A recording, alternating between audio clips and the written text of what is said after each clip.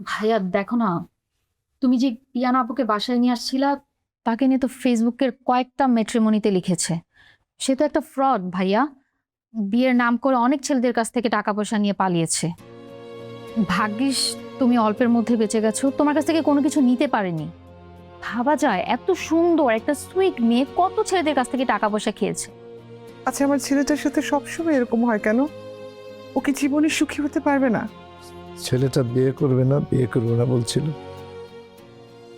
তারপর এই মেয়েটাকে পছন্দ করলো, ভালোবাসলো এবং শেষমেশ বিয়ে করতে রাজি হলো।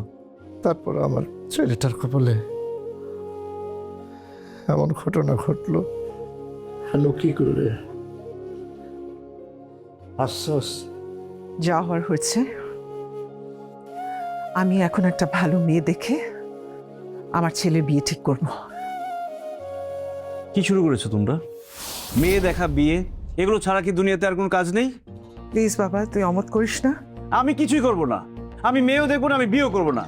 এই বাসায় বিয়ের কথা আমাকে কেউ বলতে পারবে না।